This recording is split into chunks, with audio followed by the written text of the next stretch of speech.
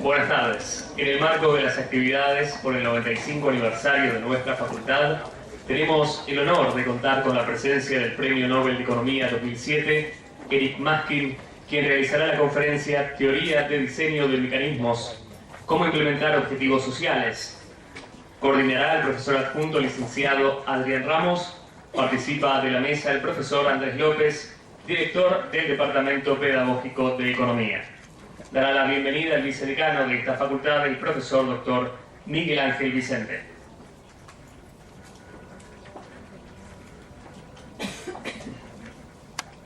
Buenas tardes. Yo realmente creo que es un momento en el cual a todos nosotros nos pone muy felices ser parte de esta comunidad. Tener la presencia del Premio Nobel de Economía, doctor Maskin, para nosotros, para la Universidad de Buenos Aires, es algo que realmente nos llena de orgullo, que un premio Nobel sienta que un ámbito adecuado para exponer sus ideas sea la Universidad de Buenos Aires. El año pasado tuvimos la visita del doctor Phelps, que fue el Premio Nobel de Economía 2006, y bueno, estuvimos charlando con el doctor Maskin, que va a intentar hacernos nexo con quien salga este año propuesto como Premio Nobel, a ver si el año que viene, en el CON 2009, contamos nuevamente con otro Premio Nobel. Yo realmente estamos todos muy felices y queremos agradecer en nombre de las autoridades de las facultades, de las autoridades de la facultad, al profesor Andrés López, Adrian Ramos y a todos ustedes. Saben que esta es una semana muy importante, son los 95 años de la facultad. Estamos festejando también simultáneamente 50 años de la carrera de licenciado en Economía, 50 años de la carrera de licenciado en Administración, 20 años de la carrera de licenciado en Sistemas de Información. Son todos emprendimientos de esta universidad que fueron líderes y que fueron innovadores y que después fueron seguidos por otras universidades en nuestro país y en Latinoamérica. Y también un hecho significativo, que hemos puesto hoy la piedra fundamental con presencia de autoridades nacionales del nuevo edificio, del edificio anexo aquí en Uriburu, Córdoba. Representa en metros cuadrados un 50% de la superficie que tenemos hoy construida, la superficie que estamos usando. Ese anexo va a ser para todo tipo de actividades de la facultad, para uso por parte de los alumnos en la carrera de grado, para posgrado y para investigación. Es un edificio que va a tener uso múltiple. Ese edificio va a ser realidad porque está financiado por el Gobierno Nacional con fondos del Ministerio de Planificación, no está construido con fondos propios de la facultad. Esto también significa el apoyo que el Gobierno le está dando a la universidad pública. Así que bueno, son tantas cosas las que tenemos para festejar que realmente es otro motivo más de orgullo para mostrar que esta universidad pública, abierta, con ingreso irrestricto y gratuita, a pesar de todo, sigue en pie y sigue siendo líder. Las últimas encuestas muestran que está entre las 2 mejores universidades de Latinoamérica y está entre las 200 universidades mejores a nivel mundial. Así que la verdad, para todos nosotros es un orgullo ser parte de esta comunidad. Y bueno, también quería destacar y agradecer la presencia de docentes de otras universidades. Comentaba el profesor Andrés López que han concurrido a esta conferencia docentes de otras universidades. Yo quiero agradecer la presencia y agradecer también a los docentes de esta universidad, a los graduados y a los alumnos. Muchas gracias a todos. Bueno, espero que disfruten la conferencia del profesor Makin. Muchas gracias.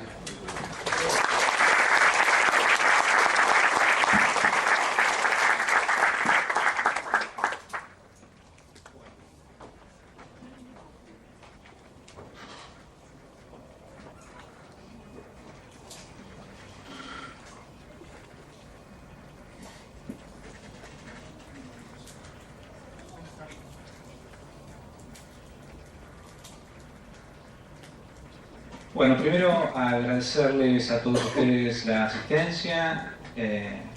Al Departamento de Economía de esta facultad es un orgullo tener hoy la presencia del profesor Makin entre nosotros.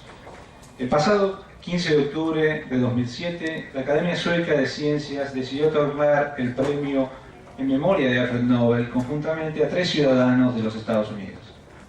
Jonathan Horowitz, Maskin y Roger Mierson fueron galardonados con este premio, de las universidades de Minnesota, Princeton y Chicago respectivamente. El comunicado de prensa de la Academia Sueca señaló que el premio se otorgaba por haber tendido los fundamentos de la teoría del diseño de mecanismos. Esta teoría pretende identificar instituciones o mecanismos que implican una asignación eficiente de recursos en aquellas circunstancias en las que un mercado no tiene éxito en ese cometido. Estos mecanismos están con frecuencia relacionados con los incentivos de los agentes implicados y con el uso que se haga de la información privada. En aportaciones sucesivas, y partiendo de la base conceptual de la teoría de juegos, los autores identificaron mecanismos de asignación óptima para distintos ámbitos de la economía.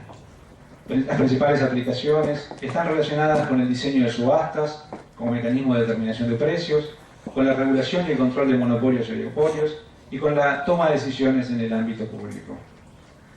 Maskin, quien nos visita hoy en la Facultad de Ciencias Económicas, es poseedor de una dilatada carrera universitaria, coronada por el doctorado en Matemáticas Aplicadas en 1976 en la Universidad de Harvard.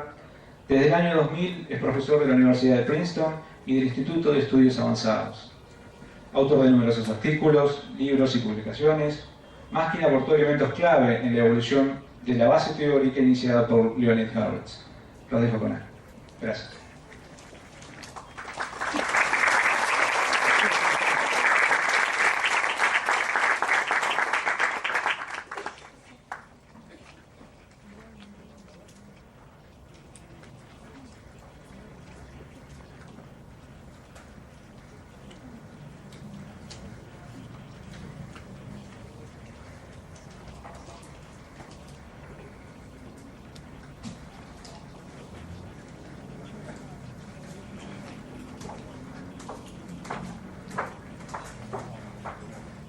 Good afternoon. It's a great pleasure for me to be here in Buenos Aires. Is that okay? Please forgive me for speaking in English, but I would not want to subject you to my Spanish. It's very bad. Well, I thought that on this occasion it might be of interest to you if I told you a little bit about mechanism design theory, since that's what I've spent a good part of my career trying to develop. I'll first give you a very general definition, but very general definitions usually don't convey very much, so I'll almost immediately go to a few examples, and I think that from these examples you will soon start to see what the theory is trying to accomplish. So, I like to think of mechanism design theory as the engineering part of economic theory. As probably many of you know, a great deal of economic theory is focused on existing economic institutions. We want to understand the institutions that actually exist, and in particular, we would like to predict the outcomes that those institutions give rise to. Or looking backward, we would like to explain the outcomes that the institutions have already generated. This is what is called the positive or predictive part of economic theory. But in mechanism design, we do just the opposite. That is, we reverse the direction. We start with the outcomes. That is, we first try to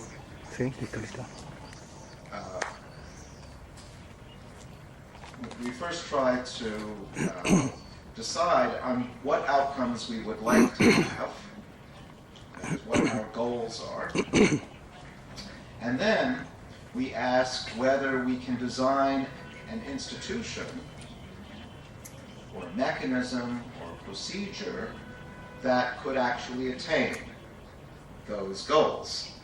And if the answer is yes, we want to know what form those institutions might take. Well, this is the normative or prescriptive part of economic theory, and it's the part that I'm going to be talking about today. Well, this is a general definition, but it may not tell you very much. So let me get to an example. And I'll start with an example which you might not think is particularly serious, but it's probably an example which you might have experienced yourself in your own home. And here's the problem. Let's imagine that there's a mother who has a cake, and she has two children, Alice and Bob, and she wants to divide this cake between Alice and Bob in such a way that each child is happy with the portion that he or she has got.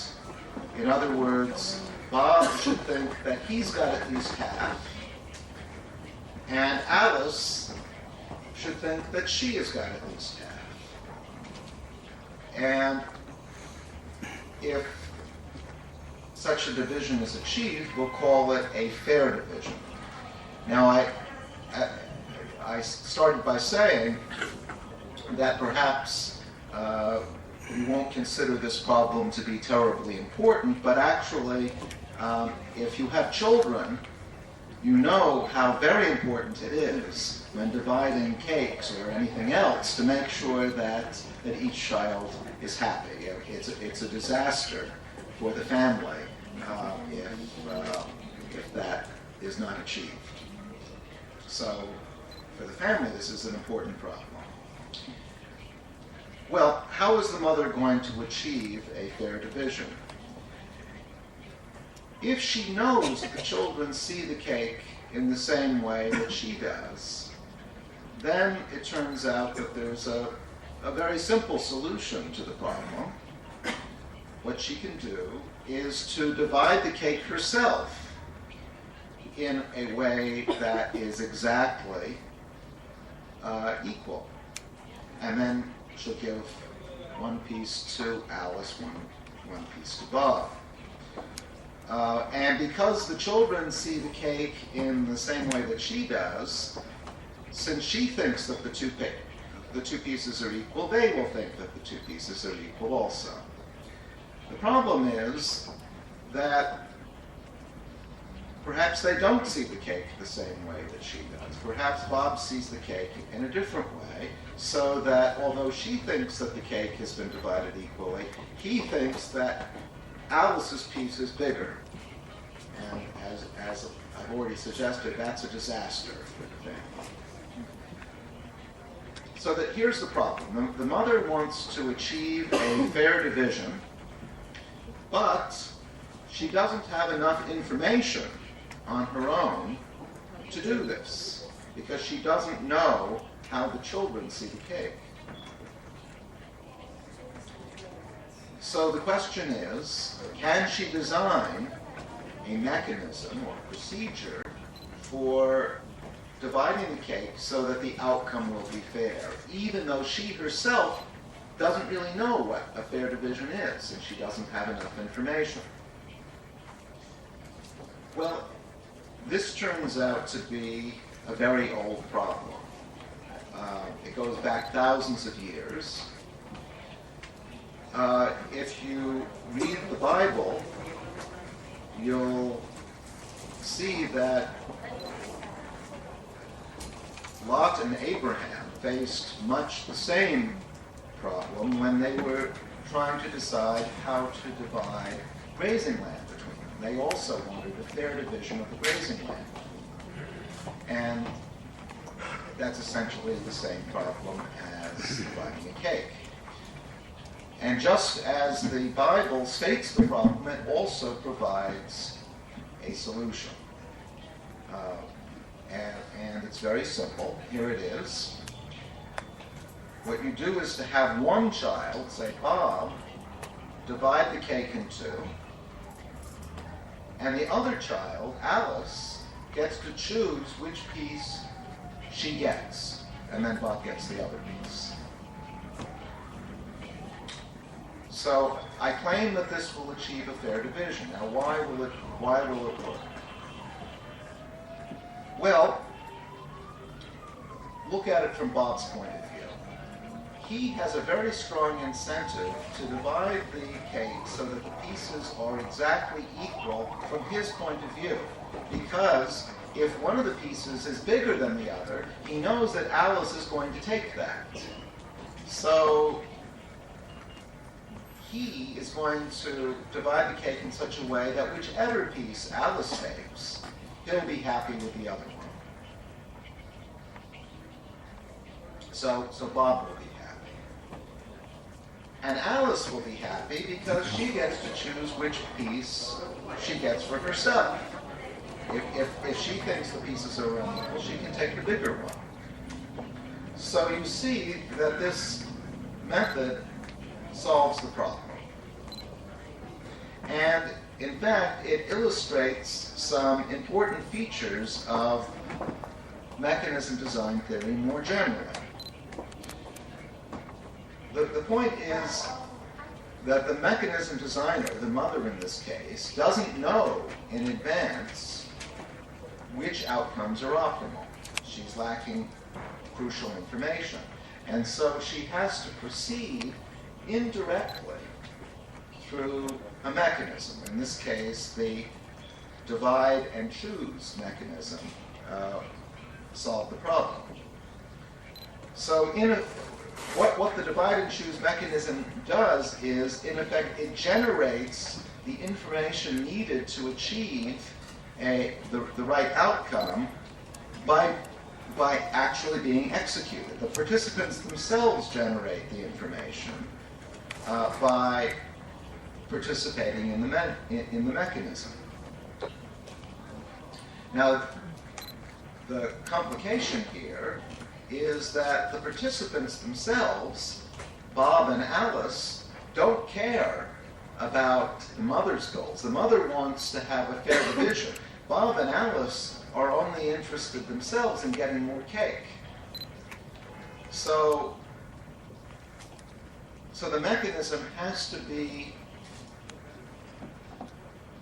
compatible with the incentives or the goals of the participants themselves.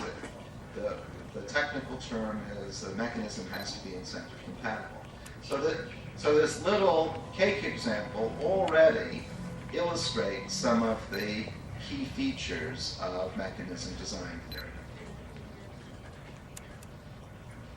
But as I said at the beginning, perhaps you don't regard this as a very important problem from a social point of view. So let's move on to a bigger problem.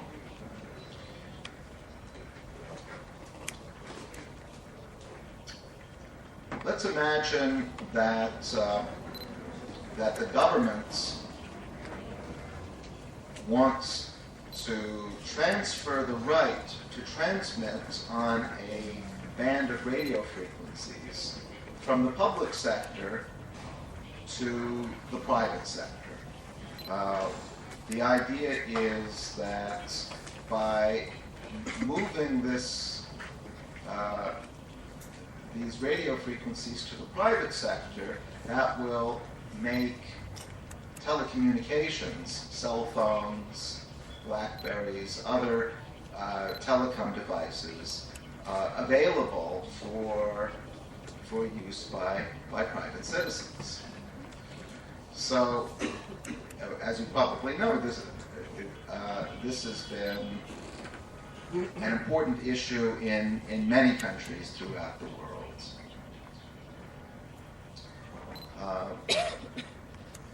So let's imagine that there are several telecom companies interested in obtaining this license.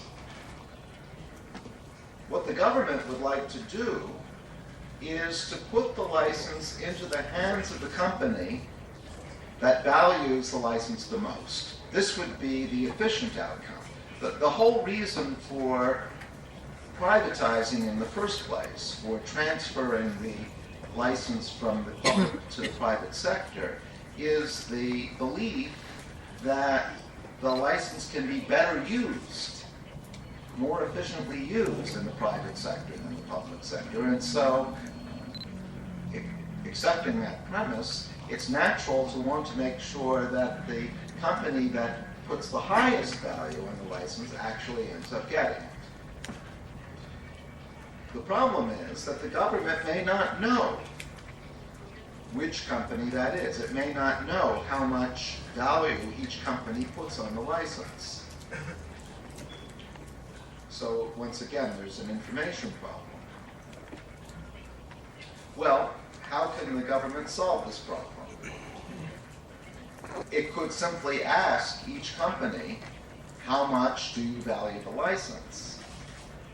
That seems a very straightforward way of proceeding, but it's actually too straightforward, because if a company thinks that it will have a better chance of getting the license by stating a high value rather than a low value, then it has an incentive to exaggerate how much the license is worth to it.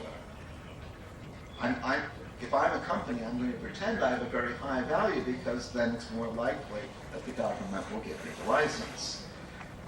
The problem is that if all companies are exaggerating, then how does the government figure out which one really does have the highest value? So simply asking companies how much they value the license is not likely to give very accurate answers, and this mechanism is not going to work. So let's try out something a little bit more sophisticated. What the government could do is to have each company make a bid for the license. A bid is an announcement of how much the company is willing to pay for the license. And then the government could award the license to the high bidder, the company that makes the highest bid, and have that company pay its bid. Well, that sounds like a reasonable way of proceeding, but it's not going to work either.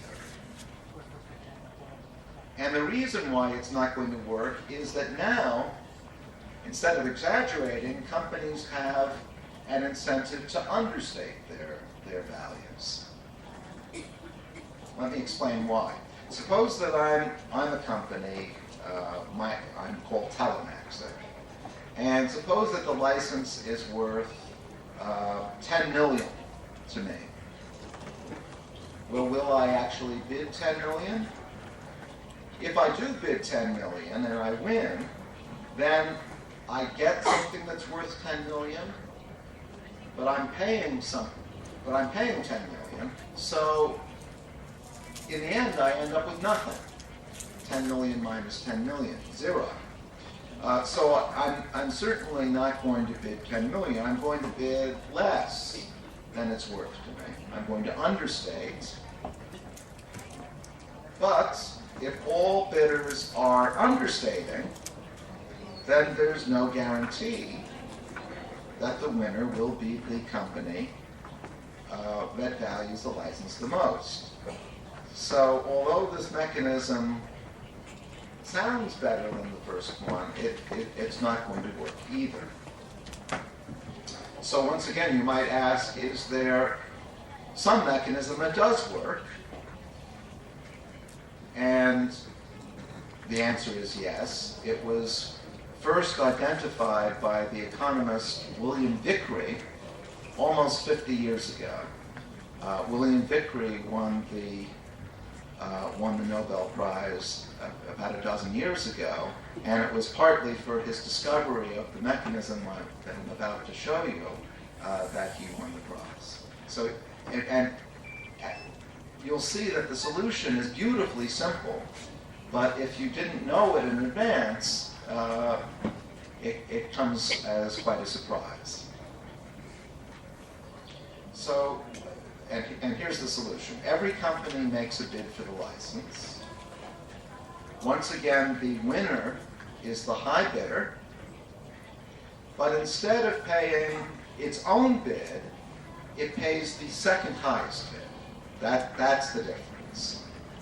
So, for example, if there are 3 bidders, and one of them bids 10 million, one bids 8 million, one bids 5 million, then the winner is the 10 million bidder, but it pays only 8 million, since that's the second highest bid.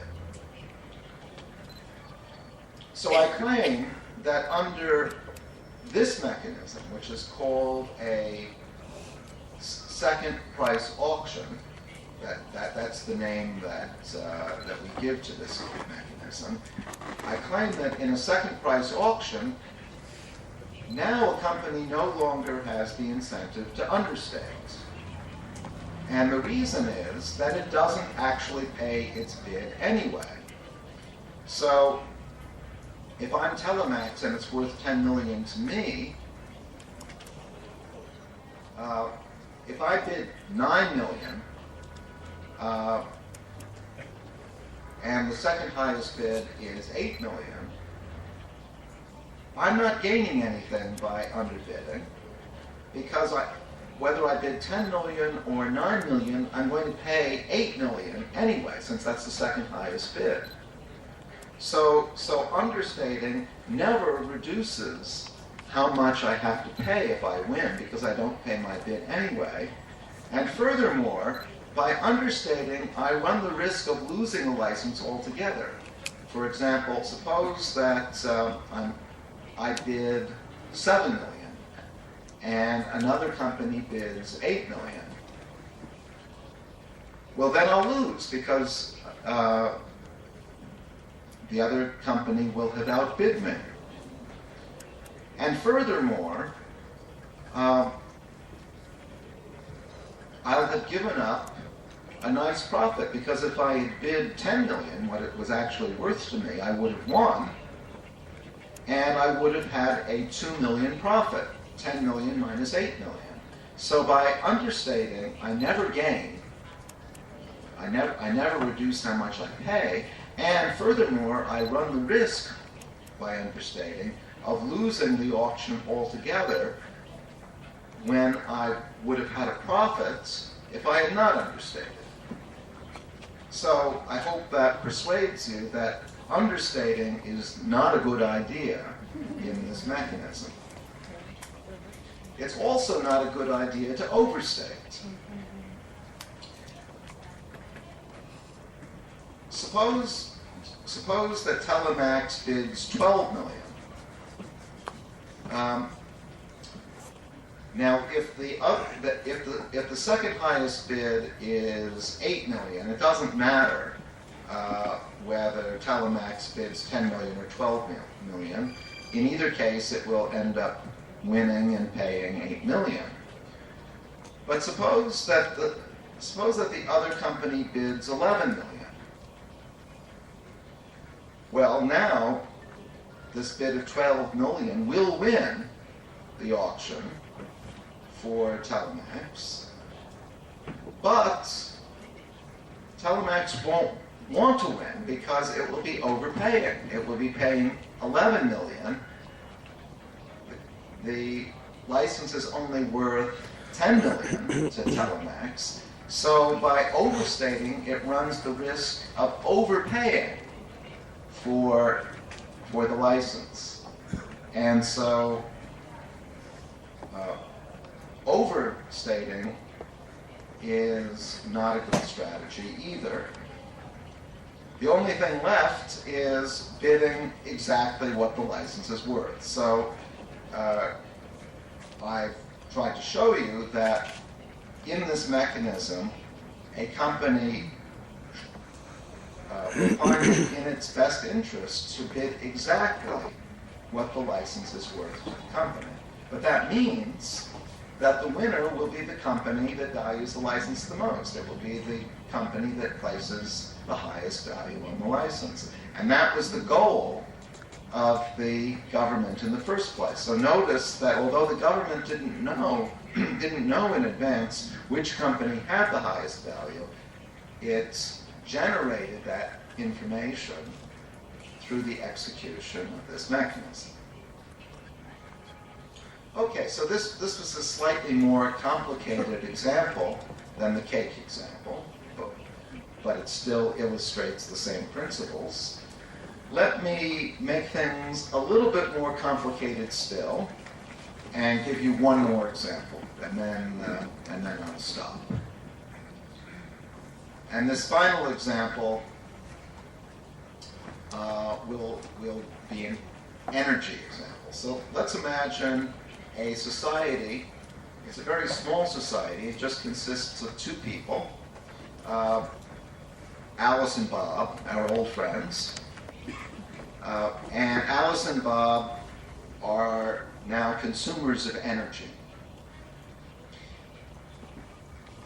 There's an energy authority, and the job of the energy authority is to choose the form of energy that Alice and Bob will be consuming. So there's going to be a public energy source which the energy authority chooses. There are four possibilities: gas, oil, nuclear power, and coal.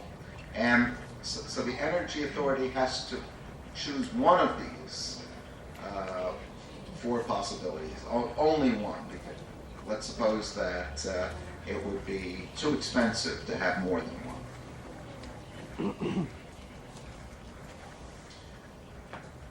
Well, which one should it choose? Well, that will depend on what Alice and Bob want.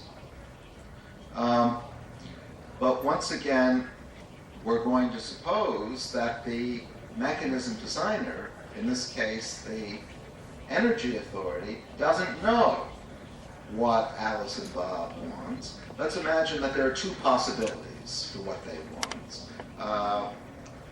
We'll call them two states of the world. In one state, we'll call this state one, we'll suppose that consumers care mostly about the present. They care about their current consumption and don't care very much about consumption in the future. In case two, it's just the opposite. They put a lot of weight on the future and they don't care as much about current consumption. So what does this imply about energy? Well, let's look at it from Alice's point of view. Let's imagine that Alice is mostly interested in how convenient it is to consume energy. So in state one, where she cares mostly about current consumption, she likes gas the most because that's the easiest to use, the most convenient to use, then oil, then coal, and nuclear power is last. That's very inconvenient. In state two, where she puts a lot of weight on the future, she anticipates that technological progress, technological advances will make nuclear power a lot easier to use. So now she thinks that nuclear power is best, followed by gas, followed by coal, and then oil. Bob, on the other hand, is mostly interested in the safety of the energy source.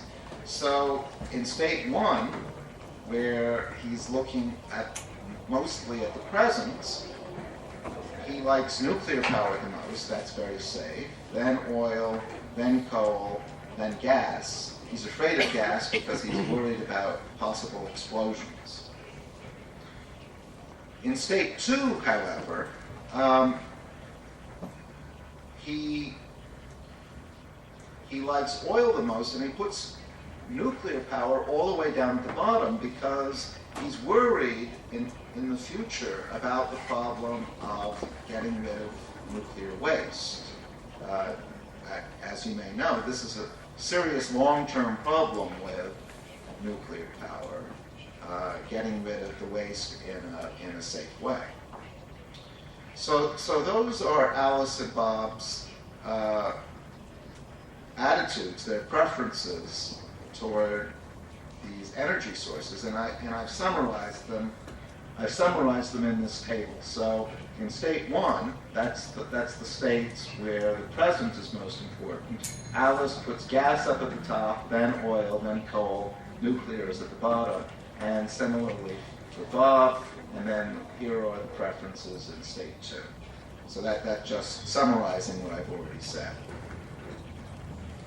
Now, what is the Energy Authority interested in doing? What it wants to do is to choose an energy source that is a good compromise between what Alice wants and what Bob wants.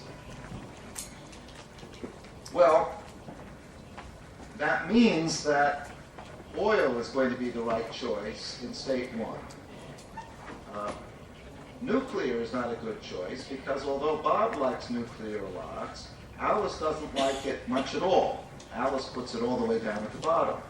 And gas is not a good compromise because Alice likes gas, but Bob doesn't like it at all.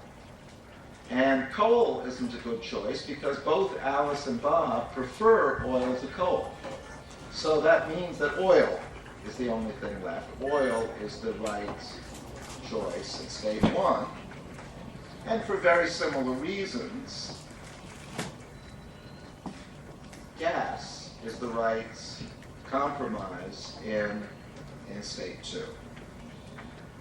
The problem is that the Energy Authority doesn't actually know which of these two states is the actual state. It doesn't know what Alice and Bob really want. So, what can it do?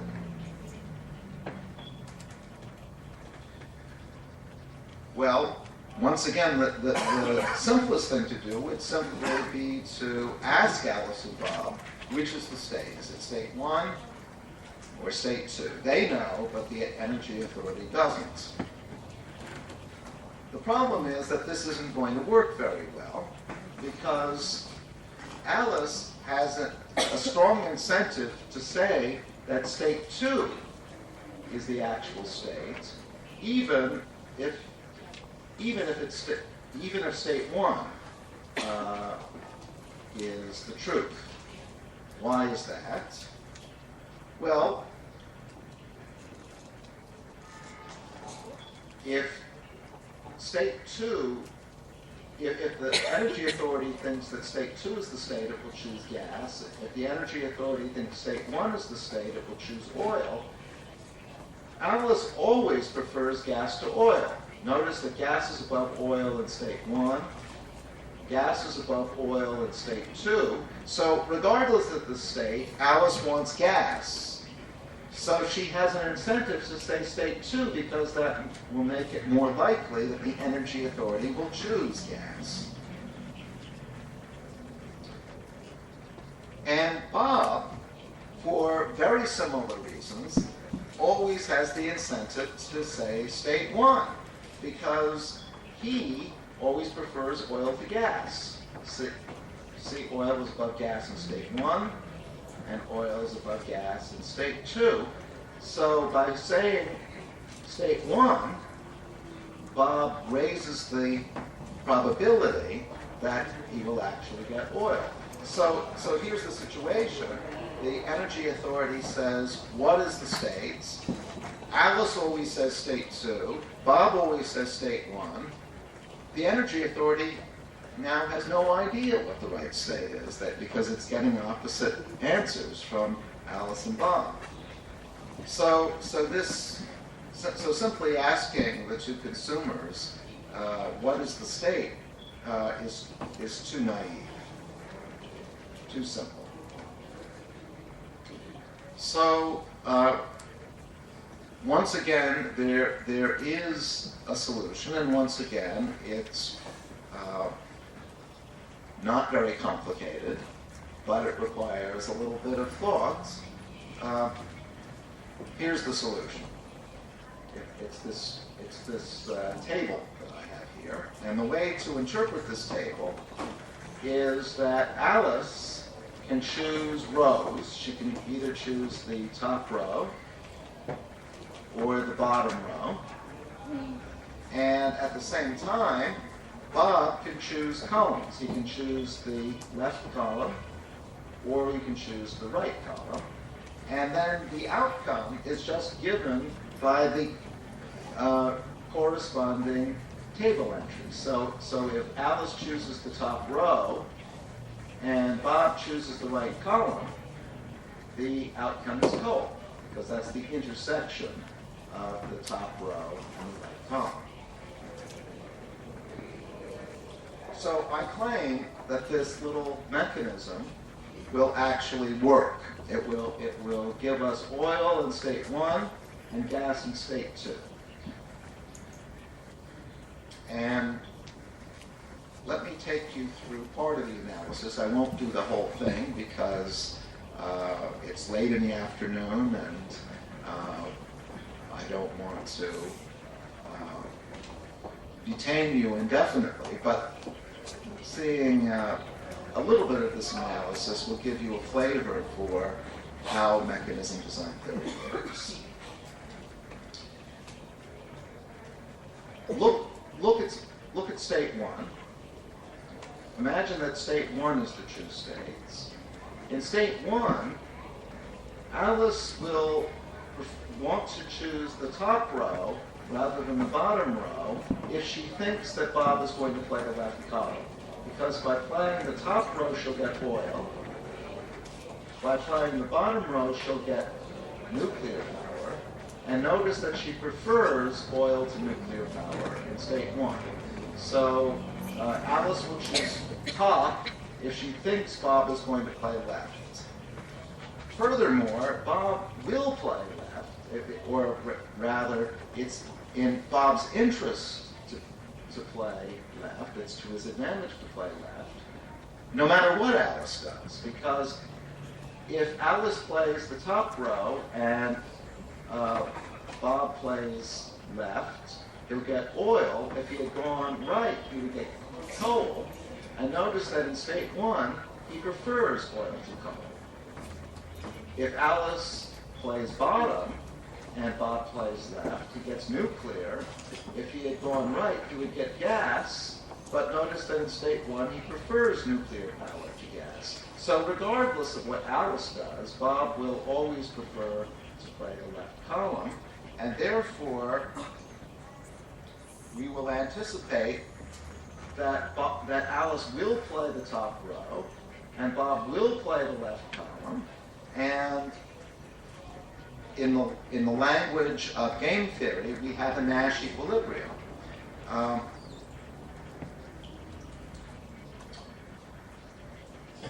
And furthermore, in this Nash equilibrium, we get oil as the outcome, which is exactly the outcome that we want to have in state 1. Now, I'm not going to go through the analysis for state 2 because it's extremely similar, but just as in state 1, Alice is going to choose the top row and Bob is going to choose the left column. In state 2, Alice is going to play the bottom strategy and Bob is going to play the right strategy, the right column. And that results in gas as the outcome, and the gas is the social optimum.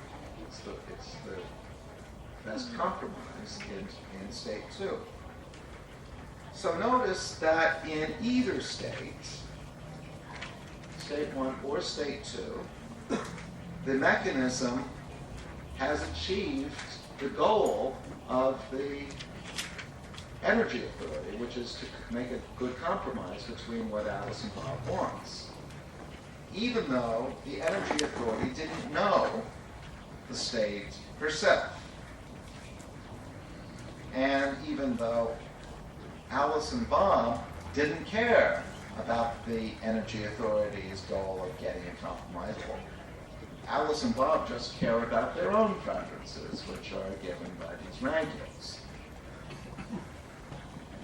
So we say that this mechanism implements the designer's goals. Okay, well, I've shown you 3 mechanisms that implement the goals of the mechanism designer in this cake, telecommunication, and energy examples. But you may wonder, well, maybe these are just examples. Have we learned anything in general, or could we learn anything in general? The general question we might ask is there a way of determining, if you have a particular given goal, whether or not it's implementable?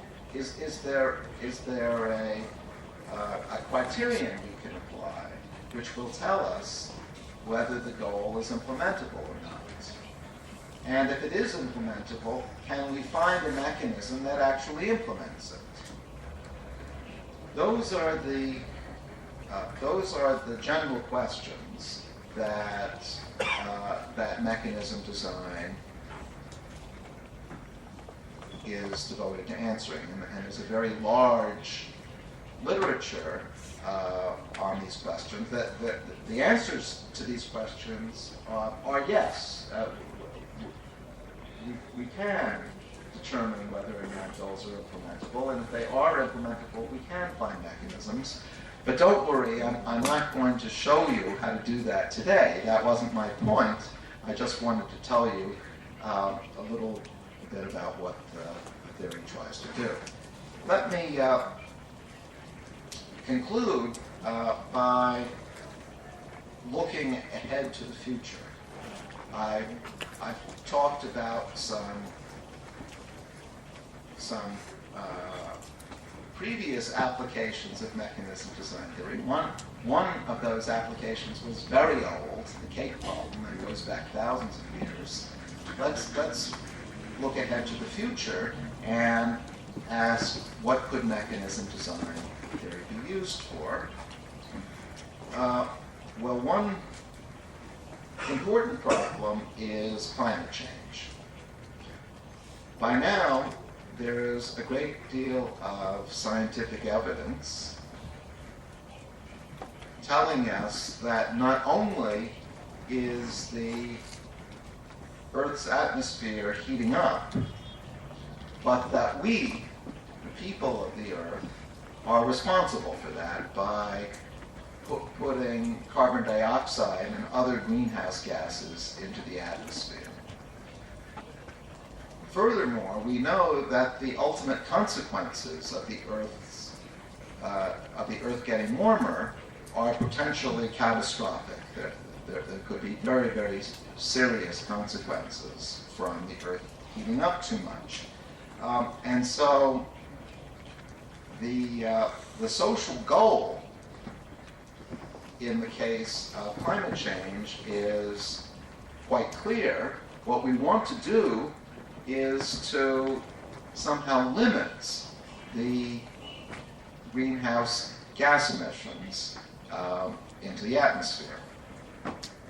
The problem is that although that's the global goal, although that's the commonly agreed social goal, each individual country has other goals which may conflict with that goal of limiting carbon emissions, because each individual country cares about its own economy. It's costly, it's expensive to reduce carbon emissions. Resources that could be used for producing more output have to be diverted to producing cleaner energy. And so each country would like the other countries of the world to reduce, and it not to reduce so much. Well, how do we overcome this conflict between social goal and the goals of the individual countries? The way that we do that is through an international treaty on greenhouse gas emissions. You can think of an international treaty as a mechanism for bringing the individual goals of the individual countries into line with the social goal of reducing carbon dioxide dioxide emissions. Now, I don't have the answer to exactly how this mechanism should look. That's a problem for the future. Perhaps I can come back in a few years and show you what the answer is, but not tonight. And let me show you one more example, which is very much on people's minds these days. We're in the midst of a financial crisis, which is global. It started in the United States, but now it's spread almost everywhere. And it's clearly quite a serious crisis.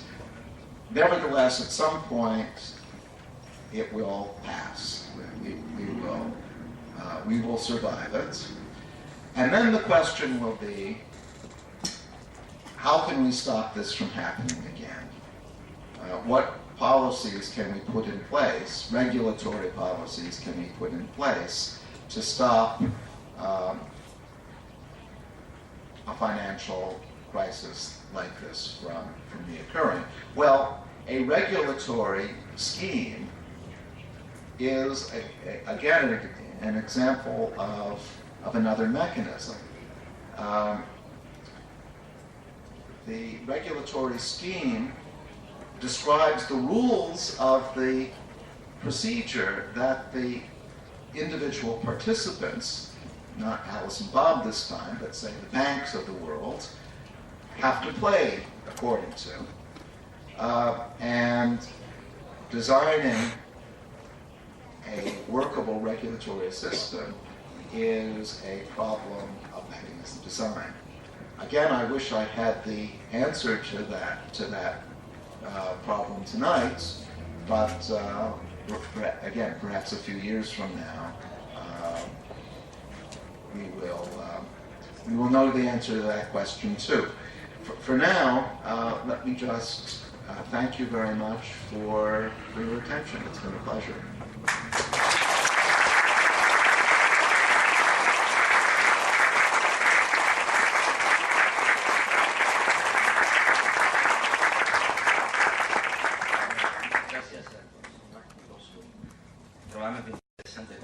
Tenemos unos minutos para preguntas, pero me voy a rogar dos atribuciones. Primero, limitar el tipo de preguntas. No preguntas acerca de cómo la Argentina es afectada por la crisis internacional. No preguntas cuánto va a estar el Dow Jones la semana próxima, sino preguntas acerca de lo que el profesor Makin estuvo exponiendo. Siempre, mientras ustedes piensan, porque sé que a veces romper el hielo es difícil, yo la segunda atribución es romper el hielo yo con un par de preguntas. First, I wonder if are real life examples of this kind of mechanism design, this mechanism working in real policies, for instance, in the States, because Argentinian way of doing public policies miles away from this sophistication. So perhaps we could, and this has led us to very bad outcomes usually. So perhaps we could learn also from real life experiences. And second, how do we avoid the possible collusion between bidders?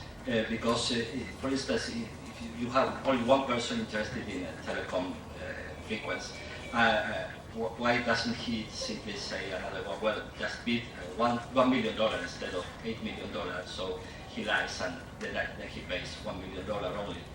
And the last question, are there, the example of the cake perhaps immediately reminds us about income distribution at the society level. Are there applications of this mechanism designed for income distribution policies, for instance, subsidies to poor people? Bueno, sí, las preguntas tienen que ver con, uno, si hay ejemplos de la vida, de políticas basadas en estas teorías en otros países, en Estados Unidos, etc. Dos, cómo evitamos el problema de la colusión, en el ejemplo de la telecomunicación. Sí, el segundo, no es inducido a mentir y bajar, o understate, a bajar el precio que ofrece. Y tercero, el tema de distribución del ingreso a nivel social, si hay ejemplos de la torta a nivel social de diseño de mecanismos, por ejemplo, política de subsidios a pobres. Mientras ustedes piensen otras preguntas para el profesor Maskin. Thank you very much for those three good questions. Let me try to answer them. So the first question asked about real-world examples of mechanism design in action. In fact, the second example that I gave on telecommunications is taken from a real-world example. There have been many countries around the world which have done exactly what the government in that example tried to do, which is to put radio spectrum licenses into the hands of the companies that value them the most. And in fact, what they in effect used to solve that problem was something very much like a second price auction. It may not have looked exactly like a second price auction all the time because it was more complicated, given that typically not just one license, but many licenses were being sold. But it boiled down to a second price auction. So that's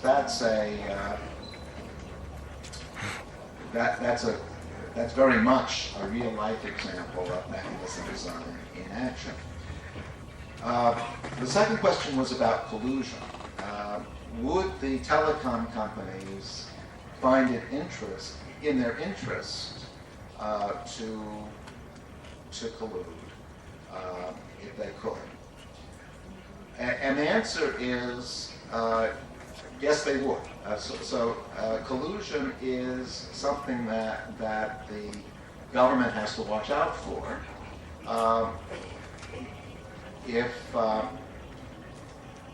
there are two companies and it's worth 10 million to one company and it's worth 8 million to the other company, then the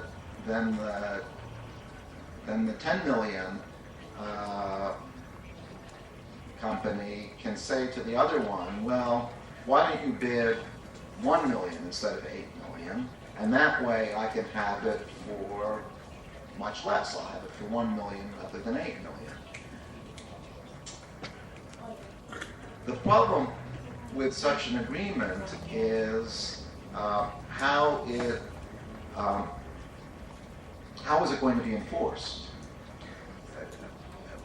We know that in reality there is collusion, but it often fails because it's difficult for the participants to actually stick to their agreement. If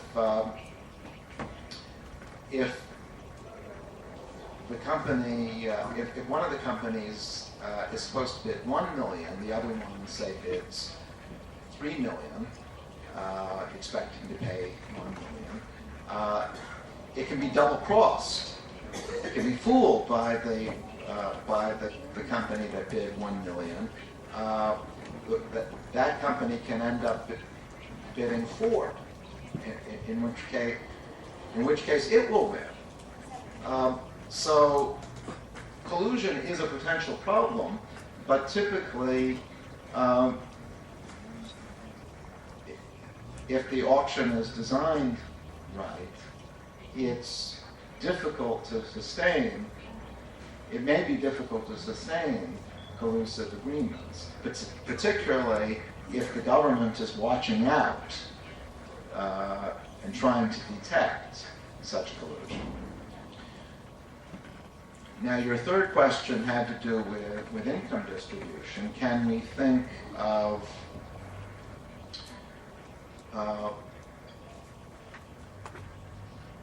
can we think of redistribution, say from the rich to the poor, as an example of a mechanism in this tradition? And the answer is we definitely can. And in fact, there's yet another Nobel Prize winning economist, James Mirrlees, he won the same year William Vickrey did, and it was no coincidence that he did, because they were both working on examples of mechanism design. Vickrey's example was auctions, and Murley's example was income distribution. He asked, how can we design an optimal taxation system which will redistribute income from the rich to the poor without completely destroying the incentive of the rich to work. I mean, as you probably know, there's always a trade-off. The danger of trying to take too much away from the rich is that you may kill their incentive to continue to produce, to actually be rich. So in designing the right redistributive policy, you have to find just the right balance between your goal of redistribution and your goal of not stopping initiative.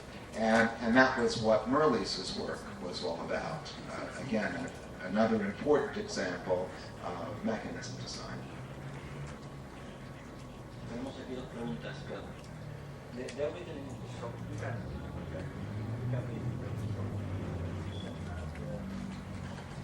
Las preguntas tienen que ver con, uno, la literatura que todavía argumenta acerca de la posibilidad de un socialismo futuro, David Remer, Joseph Stiglitz, y que si hay alguna vinculación o aplicación de teoría de mecanismos a un socialismo futuro al estilo de lo que estos autores plantean, y dos, si el ejemplo de la energía no hay un problema con el supuesto de cardinalidad de ordinalidad de las preferencias y una posible violación del teorema de imposibilidad de Arrow. Los que no son economistas, después se los explicamos.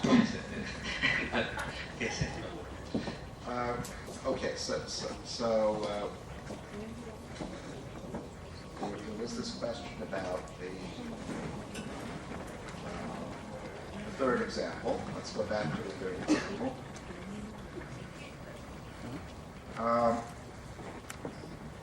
And the questioner was asking, am I not assuming cardinality of preferences? Cardinality means that we would actually be attaching utility numbers to these outcomes. But actually, the answer to that question is no. I'm just using the rankings here. I'm not using any. I'm not using any cardinal information. I'm not using any utility information about analysis of just the order in which these various alternatives are ranked. So I don't think we run into contradictions with Arrow's theorem or any other theorem. Okay, and then the other question is about the possibility of a future for socialism. Romer and Stiglitz. What is my thinking about this subject? What do I think of? What do I think of socialism?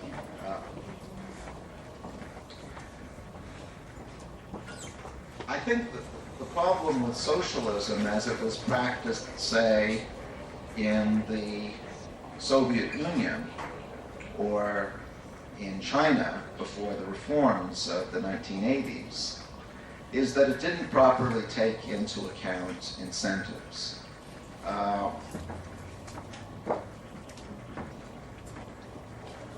Often in the Soviet Union, the only incentive for a worker to work was coercion. He knew that if he didn't produce, he'd be thrown in jail or have some other horrible thing happen to him. But that kind of incentive is too extreme. to work indefinitely.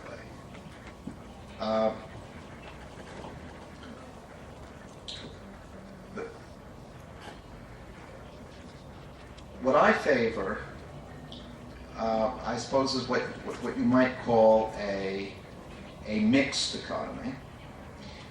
There are many goods that we want and need that are provided well by free markets,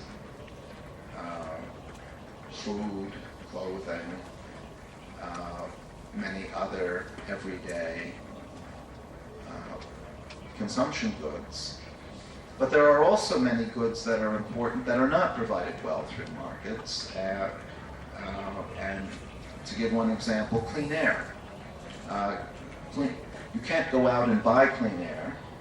And we know that free markets left to their own devices will probably end up completely polluting the air. That's what's happened, unfortunately, in many parts of the world. So,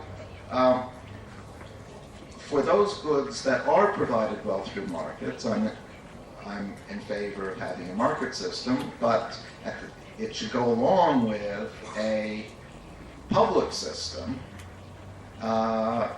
when it comes to goods that are not provided so well through markets, like clean air, like national security. Healthcare might be another example where markets don't work very well. And for that matter, I think the example of financial markets is somewhere in between, purely private and purely public. We know, not just from this particular financial crisis, but from many financial crises in the past, that completely unregulated financial markets do not work very well. To use the economist's language, there are very large externalities that the individual banks do not take into account, and so ultimately there's a big risk that the financial markets will break down.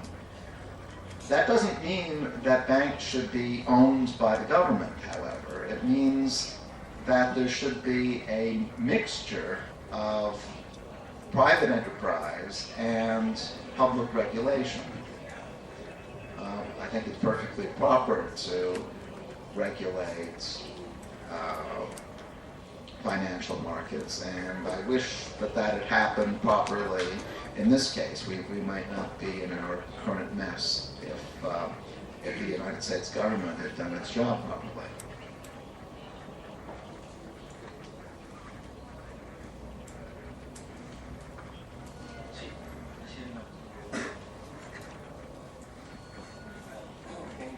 Yes.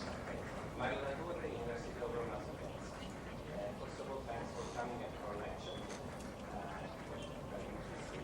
I have two questions about your example.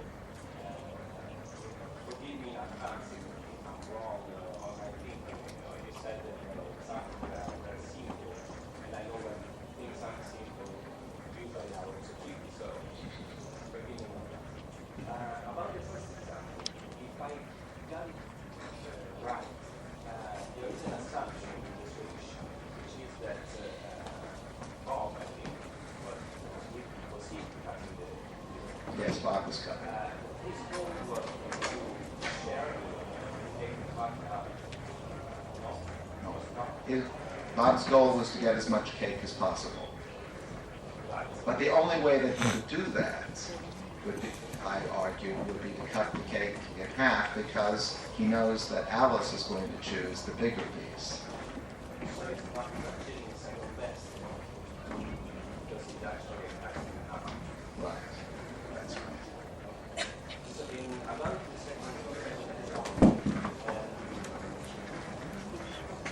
I'm wondering, because when you fix it, of course,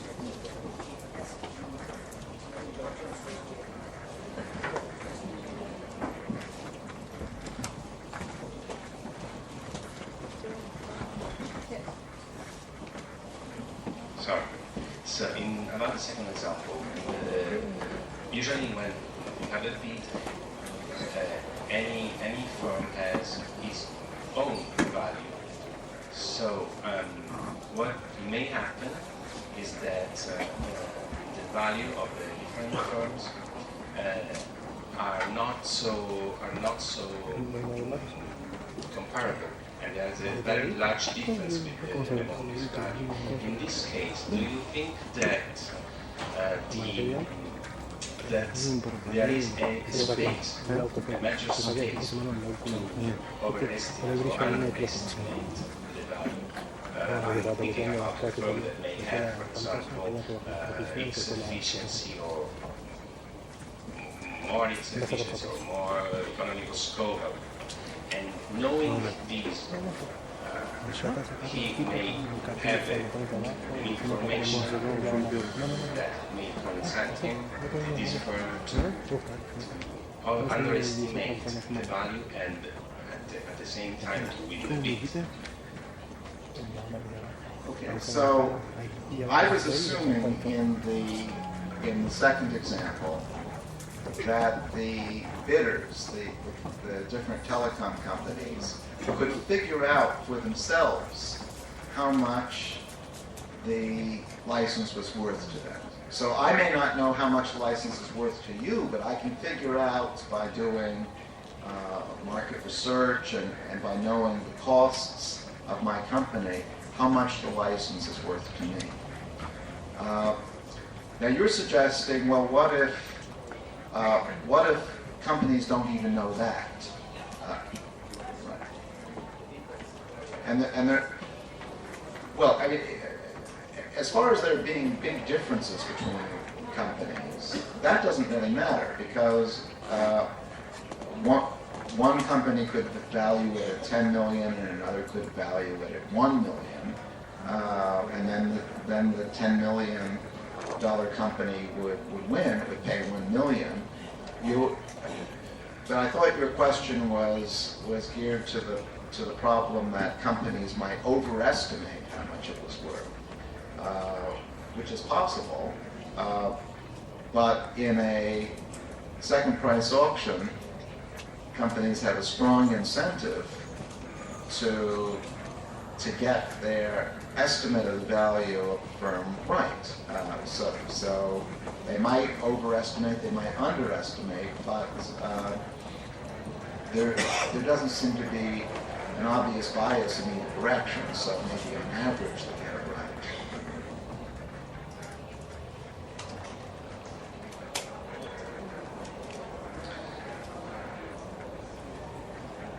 ¿Así hay una pregunta? Es una simple. No, le vamos a preguntar una cosa muy sencilla con respecto justamente al método del mecanismo. Es una pregunta. No, pero después.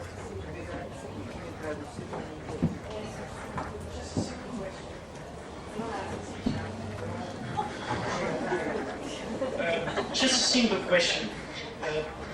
People solve everyday problems with heuristics. Todos los días resolvemos problemas en base a experiencias pasadas. So you're talking about a more rational comprehension of the problem. Pero él está proponiendo resolver los problemas usando un poco más de la cabeza. But in Latin America, through all these years, we've been studying that with all the heuristics, we can find a solution better with less resources than North America. No tenemos los recursos para resolver los problemas racionalmente. Entonces, los resolvemos como podemos, con maña. Why would we prefer using these methods against heuristics methods for solving the same problem, even though mechanism design implies heuristics math? Lo que le digo es, bueno, ya que estamos acostumbrados a resolver siempre lo mismo sobre la marcha, con parches y demás, ¿por qué tendríamos que empezar ahora a aplicar esto? Cuando nos dimos cuenta que podemos salir adelante así. So you're asking about heuristics. What if people behave according to heuristics rather than doing the kinds of calculations that I was talking about in these examples? That's a good question. What mechanism design should do is to take into account the way that people are actually going to behave, and whether they're going to behave according to rational calculation, whether they're going to behave according to some heuristic. Absolutely. So to be a good mechanism designer, you have to know something about the way that people behave. You may not actually know their goals, you may not know their rankings, but you have to know how, given their rankings, they're going to choose their actions. So mechanism design is completely consistent with behavior according to heuristics. Now, there's a second question. Una segunda, ok, entonces, esto sí va de acuerdo a nuestro modo de pensar. Entonces, there's hope. You may say that there is a hope if I came to my boss to say, okay, let's apply this because it meets heuristics and it meets rationality. Latin American people lie about your rationality. We're too much bounded across some kind of things. Como que la gente de Latinoamérica está más acostumbrada a ser impredecible. Justamente podría haber una esperanza en aplicar esto en los gobiernos de Argentina o de América Latina. There's hope in applying this. You may say yes, but we are Latin American people. You know our history, so we may see things coming from the north with a little Mistrust.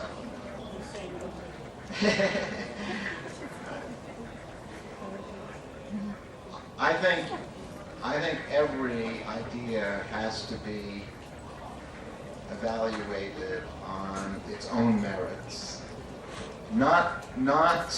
You shouldn't evaluate it by who's saying it. You evaluate it by looking at it yourself and seeing whether it makes sense for your society, for the people who are actually going to be applying it. I would never suggest cramming down any idea, cramming an idea down anyone's throat if they hadn't had a chance to evaluate it themselves. You're a mathematician. That's agree with us.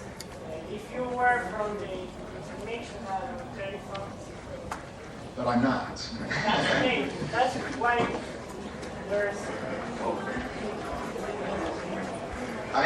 Today I'm interested in ideas, and I hope that you found these ideas potentially interesting and potentially applicable here. But I would never insist that you use these ideas if you didn't find them useful. There are networks Yeah. Well, I think bounded rationality is certainly compatible with this. Everyone is boundedly rational. None of us is perfectly rational, and so to some extent, everybody behaves according to some kind of heuristic. And yes, this kind of analysis is compatible. Bueno, tenemos espacio para tal vez una pregunta más. Así había una mano levantada, me pareció. Sí. My question was, it is about the second example, I know that we are.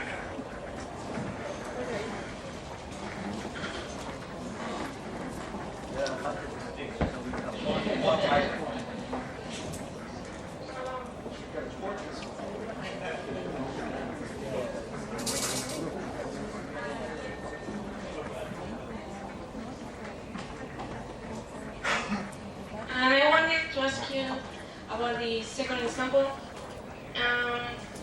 Wouldn't the government be earning less money than it should, for example, if the company was willing to pay 10 million, it would pay actually 80 million. And in an extreme example, like the 10 million and 1 million, the government will be losing 9 million. That's right. But the whole problem is that the government doesn't know in advance whether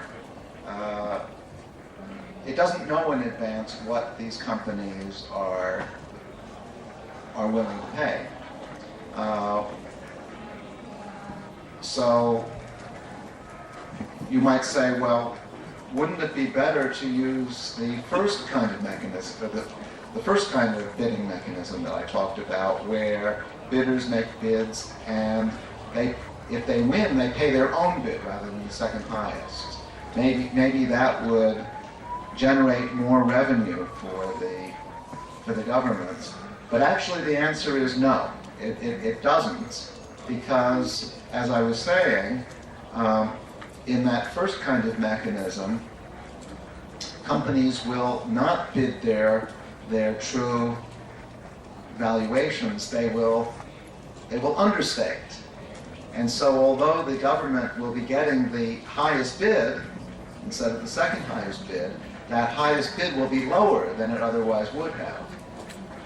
So actually you can show that on average, the mechanism that I was talking about, the second price auction, generates the same expected revenue for the government as the bidding mechanism where bidders actually pay their own bids. Winning bidders pay their own bids because of the incentive in the first bidding mechanism to understate. There is no mechanism that can generate if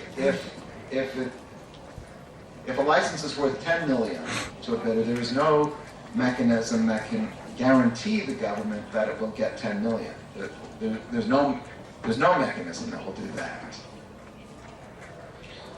Bueno, ahí tenemos una última pregunta porque ya hemos tomado demasiada ventaja de la buena voluntad del profesor Maskin.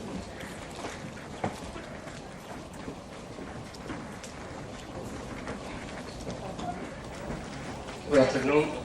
My question is about your second example too. You said that 10 million minus 10 million is not a solution because the firm gets nothing. But does contradict marginal utility theory, which says that zero will be a solution. The question is if your theory does apply to more than a few agents, to more than just both analysis, because in competition 10 million minus 10 million will be a solution. So the question is, what happens when there are more bidders? As you add more and more bidders, the risk of losing the auction, if it's worth 10 million to you, if you bid less than 10 million, gets bigger and bigger because there are more and more other bidders there are more and more other bidders out there who could bid higher than you. The risk that one of them will bid higher than you gets bigger and bigger as we add more and more competition. But you will always, no matter how many other bidders there are, you will always want to bid less than 10 million. Because if you bid less than 10 million, you have some chance of winning. And if you do win, you'll have a positive payoff.